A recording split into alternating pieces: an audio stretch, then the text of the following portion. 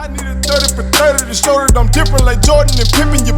I need a 30 for 30 like Jalen and Webber. Nobody gon' fuck on my click. I need a 30 for 30. All right, I'm happy to be bringing another segment of How About Them Cowboys Radio. And we have a special guest with us as well, another Cowboy fan. If y'all been watching previously, y'all know that Rob Patty is down with them Cowboys too. So I got two members of Cowboys Nation here for a season wrap up. You know what I'm saying? So I'm happy about that. How y'all doing, fellas? Closing the 2020 season out the right way. Well, the wrong way, but the right way with my brothers. So it's always good. Right. Doing well, man. I'm glad to be here. I'm glad to talk about this disastrous situation that we're in. Yeah. Well, I see where y'all are going with it. Well, let's start off with the previous game, all right? Because I know a lot of people in Cowboys Nation are really up in arms about some of the decisions that were made by Mike McCarthy. Ray, I'm gonna start with you, man. Just get your general reaction to what you saw in that particular football game. It's just what I've been saying all season. I told you so. When I look back at this game, it's the very thing that I've been talking about. I don't want to say from day one, but since Dak went down with Mike McCarthy, I said that in a big game he would do something ridiculous to blow it. Right?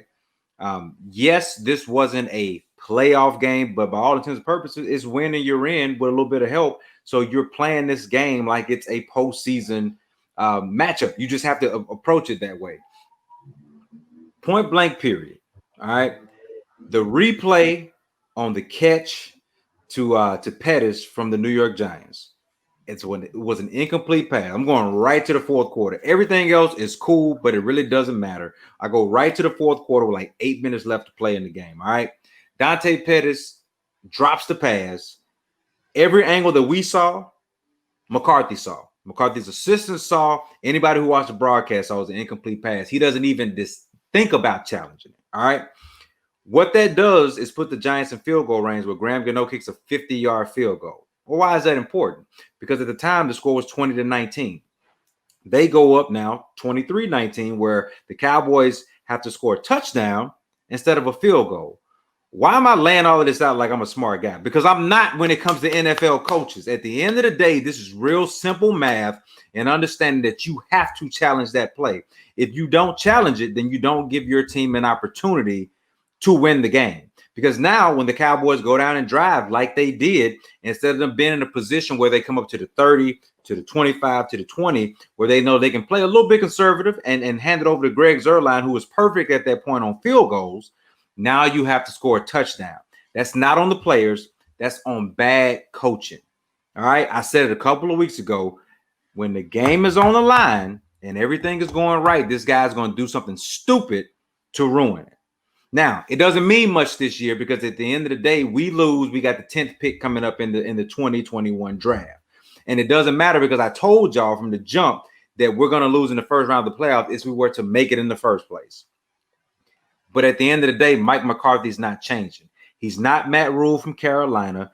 He's not Urban Meyer, who may be coming to the NFL. He's not a new NFL head coach. He's been doing this for a long time, and he's bad at it. He's just been bailed out by legendary quarterback status and Aaron Rodgers at his previous stop. We're seeing it. I told you so, and at the end of the day, it is what it is.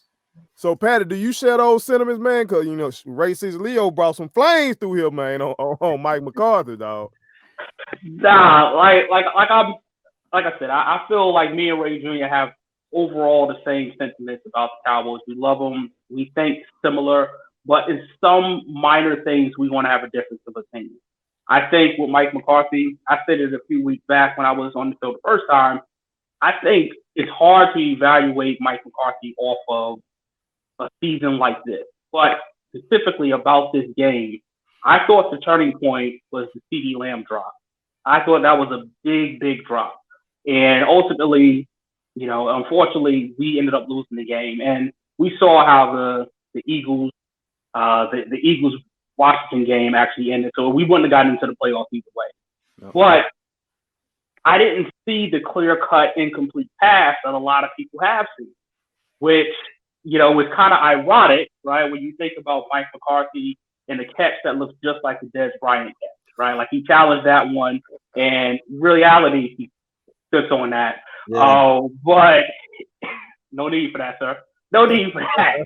But it was one of those things that, Mike McCarthy, he did get the team to rally for 3 straight wins. I thought that was actually a good culture look for us as opposed to losing out.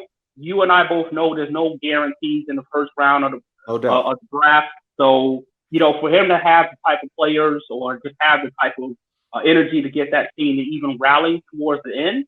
I mean, you look at that second half of that game. I mean, you couldn't be more proud to be a Cowboys fan. Andy Dalton, man, I think he's just okay. Man, he played with such grit and such heart. He was tough.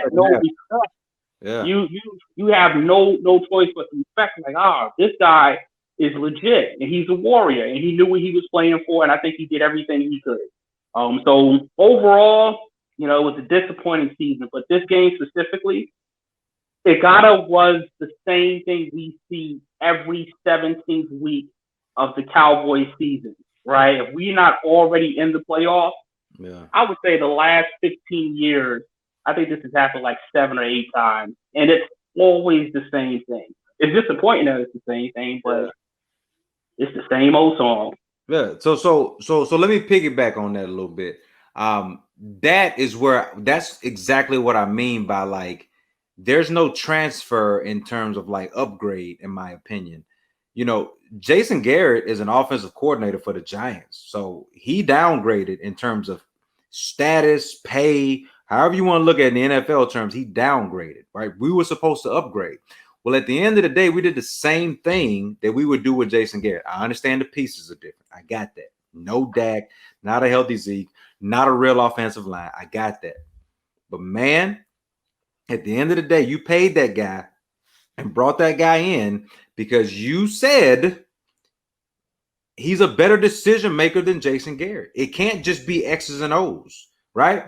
We were scoring points when Jason Garrett left. One of the best offenses in the league when Jason Garrett left. So it can't just be X's and O's. It's got to be when the time comes to make the right decision to get you over the hump. This is the guy that we bring in to do it. And I've seen it. And I saw it again this past weekend. And again, I don't care about not making the playoffs this year. I do as a competitor, but as a fan, I get it. We weren't going to go and win the Super Bowl. It's just not happening. Mm-hmm. It's better to me, I've been saying this, to have the 10th pick than it is to go and lose in the first round of playoffs. But when you're just talking about evaluating, man, coaches evaluate players all the time, whether you're up or down, good or bad, hurt or healthy. You evaluate players all the time. So why can't we not go back and evaluate the coach? The coach was trash in that game, man. Like at the end of the day, Ezekiel Elliott, and I've trashed Ezekiel Elliott, but the man gutted it out as best he could, in my opinion. The defense forced turnovers, right? Those guys, Andy Dalton, they gutted it out, fighting for an opportunity to play in the postseason. That's what the players did. Regardless of what Ray the fan thinks they should do, regardless of what Ray, the guy on this show, thinks they should do, at the end of the day, they gutted it out for an opportunity to play in the postseason, and their coach screwed it up. Well, I want to pull y'all coat on 3 guys then. Go ahead. These look like 3 decisions that are coming to Jerry Jones' desk. All right. And I guess in Cowboys Nation, the buck stops with Jerry Jones. He gonna re-sign them all, but go ahead. All right. Go ahead. First name, Dak. Yeah. Does Jerry give him his money, and should he give him his money? Patty, you. That's a good question. So I'm going to say something I know that's unpopular to the Cowboys fans. I think Jerry will give him his money. I do. But I'm to the point where I don't think, because our team is where it's at now, and I've seen Dak for four seasons, he's not worth $38-40 million. I don't see it. I like him. I like a lot about him. But I don't like $40 million. I don't like 25% of our cap. So he's not that good. So do you want a QB with that first round pick? Is that what I'm hearing? QB? No, I don't want I don't want a QB. I really want if it was ideally, I would like Patrick Surtain. the cornerback from Alabama. I think, and his pops went to our school, so that was cool too. But that's who I would go after.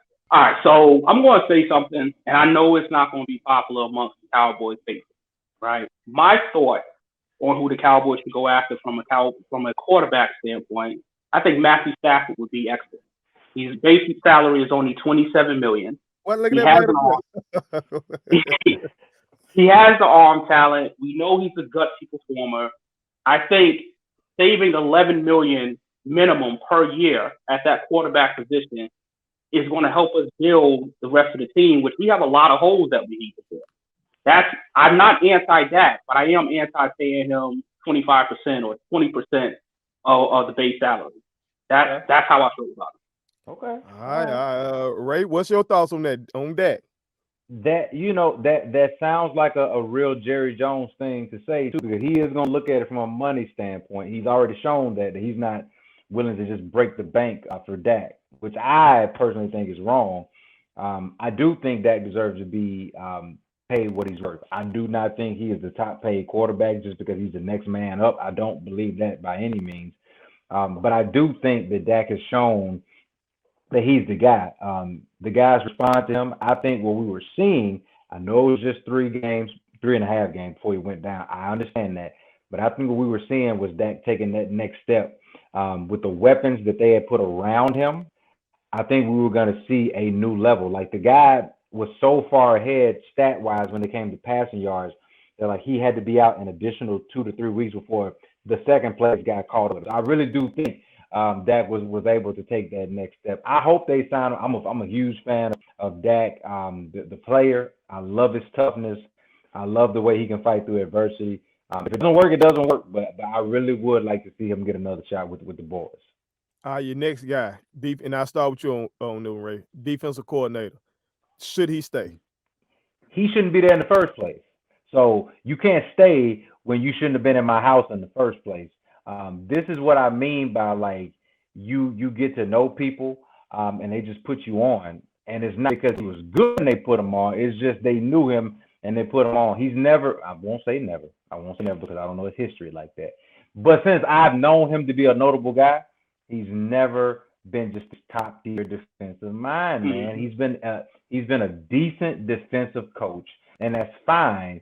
But our defense is the worst in the NFL. Worse than the run stop, right? And then middle of the road, below average when it comes to pass defense. You're bad. And he has done nothing to change that all year. He's got to go. Patty, same thing, defensive coordinator. What's happening? So I agree with Ray 100%. Mike Nolan needs to go. The funny thing is, though, it reminds me of last year with the Falcons, right? The Falcons started off terrible on offense and defense. Obviously, they had a defensive head coach with Dan Quinn. And then the last 6 or 7 games, they just turned it up. I think they won 5 out of 6 games, and they decided, like, oh, okay, we're not going to judge him on the previous 2 seasons when he's been terrible. We're going to just base it off of these. So they brought him back, and then they ended up firing him mid-season, right? Yeah.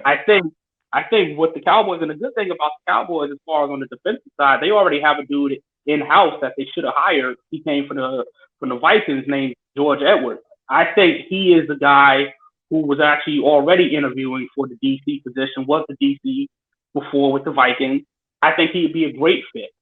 He's actually shown some success in the places he's been, unlike Mike Nolan. But that's how I feel about it. All right, well, I'm going to start with you on the last one, and I think this is where y'all may differ. We're going to see. McCarthy, all right, he brought in Nolan, okay? He's gone forward on 4th down and some of the craziest ways. I put it like that. You know what I'm saying? I'm trying to be, you know what I'm saying, a little PG right now. But let's just call it bonehead. Let's say that. Yeah. Bonehead ways that I've seen. And then we just had the blunder at the end. In between, he was smashing watermelons, though. So so I guess you can give him some of that. What's your take? All right, y'all speaking for Cowboys Nation. McCarthy, should he stay or should he go? Go ahead, brother Pat. It's on you. All right, I will. All right, so let me take my time with this, right? Because I've been thinking about this. That's all we got to try and take. That's all we got.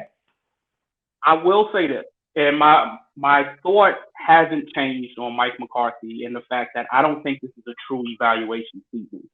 However, there have been 3 other coaches that had that this is their first year coaching their new team, right?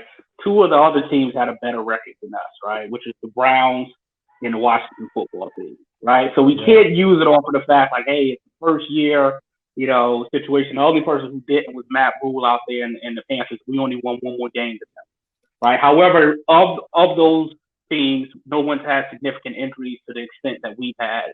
So we can, say that.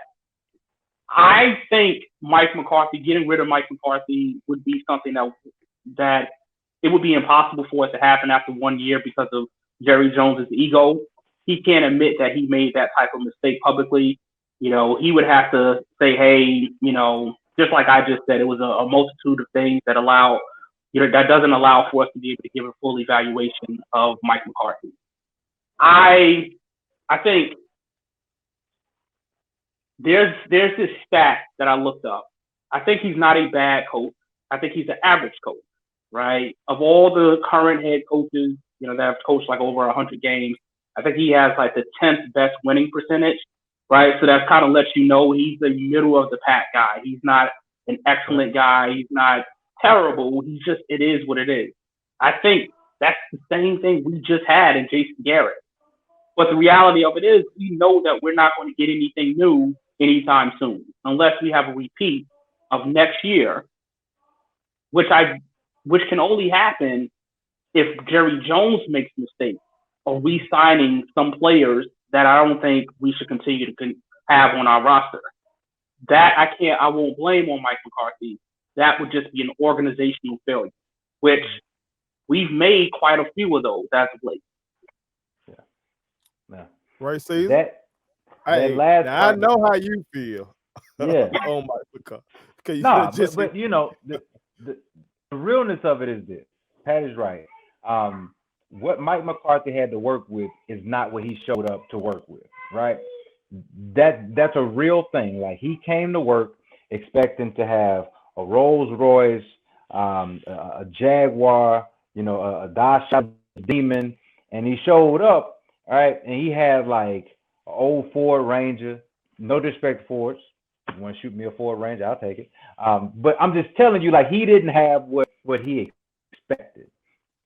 To that degree, I say to Mike McCarthy, man, I get it. But there are plenty of professionals, non-sports professionals, that show up to work and don't get what they were promised, and they still have to figure it out. I look at a guy like Ron Rivera. This guy was getting cancer treatment at during the week. He was getting IVs at halftime. And he was able to find a way to coach a guy with one leg at quarterback who was told he might die or lose his leg, and they found a way to win the division with a bunch of no-name guys and a stud defensive end. That's the truth of the matter. That's the truth. I see a guy like Joe Judge in New York, where he lost his best player in Saquon Barkley, lost his starting quarterback for a little bit. He's got receivers that have just been put together, like guys that nobody else will really take, and he's found a way to cultivate them in a really good defense and be competitive, so competitive that they beat us, right? So everybody 2020 in our division has had a little bit of adversity or a lot and found a way to figure it out. Mike McCarthy, every step of the way, found a way to not figure it out. All I'm saying is this. If you know what you got, if every time I walk into a room, the same guy punches me in the face, every week, he just punches me in the face. I walk in the room, on cue, he punches me in the face. Well, then I should realize that at some point, hey, this guy's a face puncher. You know what I'm saying? Like, he should be labeled as a face puncher. I know Mike McCarthy is a game blower, and that's not going to change. He's not new. He's an old dog, and we all know the saying. I don't even have to say it. Mike McCarthy has got to go. But I'm saying this, but I'm telling you that my brother Patty is right. At the end of the day, Mike McCarthy will be back in the future seasons and we're just going to be disappointed. So this guy right here and that guy right there in the upper right-hand corner with the Cowboy 21, yeah, him. He's going to be disappointed like me because it's going to happen again. When all the pieces are back, Dak, Matt Stafford, Ray Coleman, whoever's at quarterback, right? The offensive line is back. All of that's going to happen. We're going to play the Green Bay Packers, the New Orleans Saints, if Tom Brady comes back, the Tampa Bay Buccaneers, the Seahawks, those real teams that are consistently in the playoffs. We're going to go up against them, and there's going to come a time when Mike McCarthy is going to have to go up against Sean Payton, Pete Carroll, Bruce Arians, guys that we know will make smart decisions. It's going to come down to that. And I'm just telling you, I don't trust my guys versus those guys.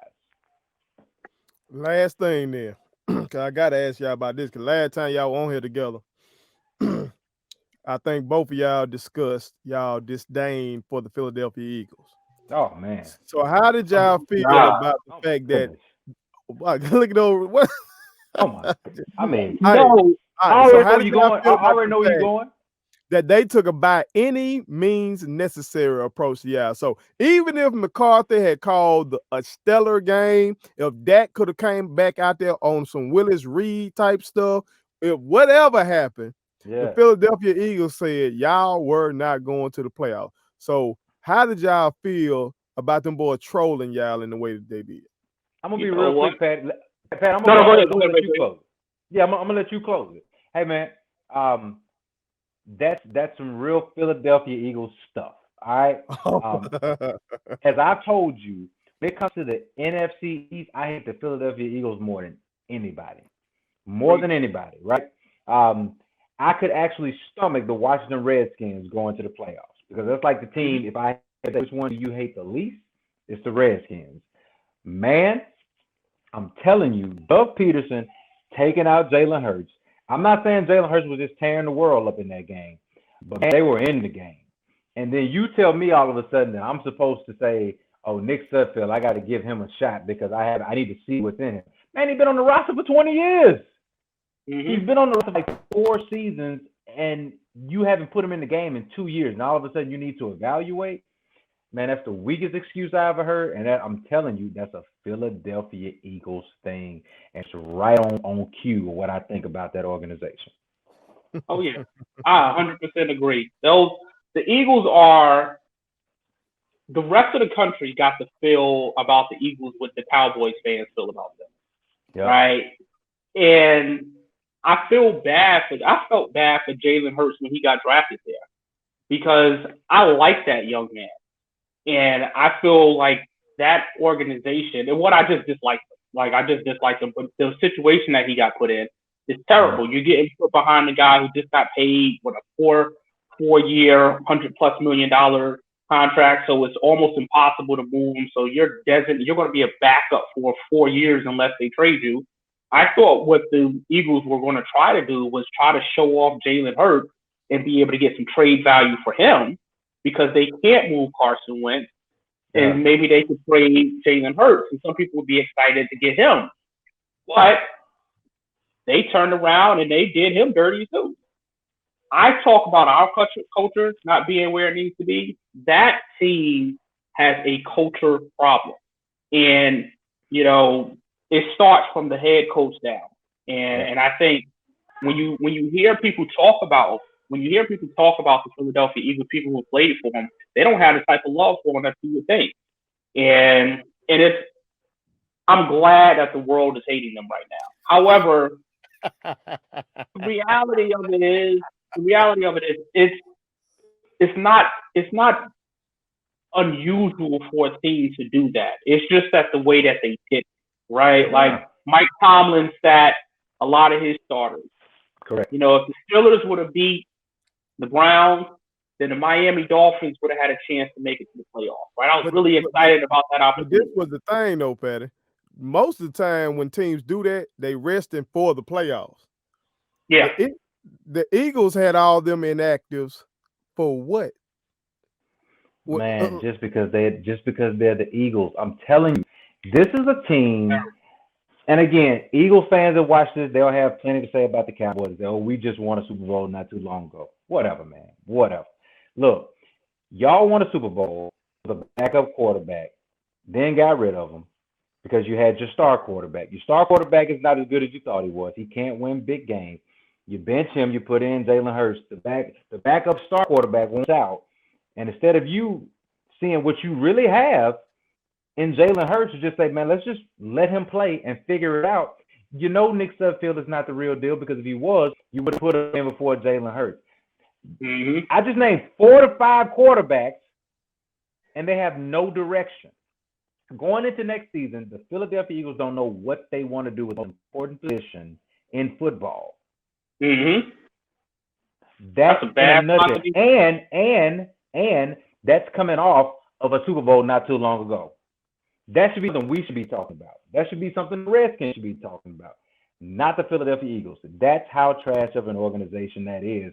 If they can't figure it out when they're supposed to be on a run with their franchise quarterback for a decade. Man, get out of here. But let me tell you how that all ties into the Cowboys, though, right? And I've heard people talk about this. Because of Carson Wentz and Jared Goff, right, the way that they've played and the amount of money they've been paid, it justifies in some people's minds why Jerry Jones hasn't agreed to pay Dak Prescott the amount of money that he's requesting. I say that. I don't like the narrative that the Cowboys, because everybody knows Jerry Jones is going to pay you.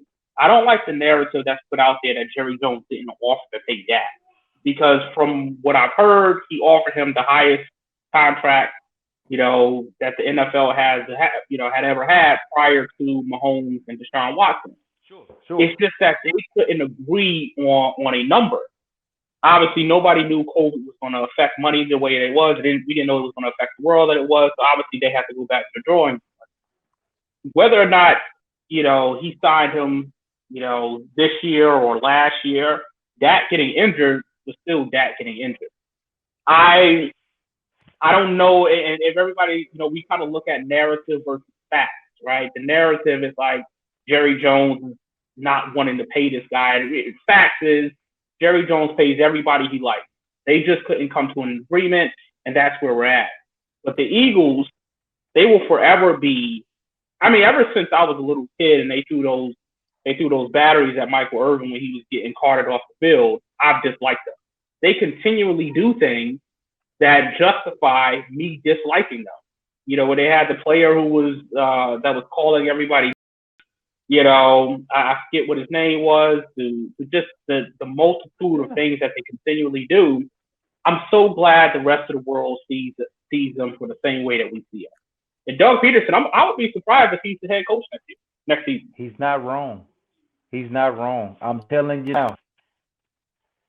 Philadelphia Eagles, man, it's just, there's a place in my heart that is reserved for them, and it's the worst place. So yeah. I'm just telling you, man. I'm just telling you. No love for the Philadelphia Eagles whatsoever. And I'm glad, like you said, everybody got a chance to see it. And we move on. Hey, Dallas Cowboys aren't going to the playoffs. Y'all can pick on us and say what you will. But at the end of the day, you probably wanted us there so you could have something to watch, right? Then at the end of the day, we'll be back. Dak will be back. The offensive line will be back, in my opinion. And we'll be rolling again. And we'll see. We'll see what happens. Hopefully I'm wrong when it comes to Mike McCarthy. Hopefully he proves me wrong. Hopefully Dak comes back and we can do this again, man. Have a great time and talk about the greatest organization in pro sports, the Dallas Cowboys. Hey, man, how about them Cowboys, man? How about them Cowboys? Well, I think I might have to dispute that last part, but I cannot dispute it. I appreciate y'all being on here, man, for another segment of How About Them Cowboys with Ray and special guest Rob Patty. Appreciate y'all, man. Yes, sir. Go. Subscribe to our daddy's YouTube channel. He's the best. Hit the like button, turn on the notifications.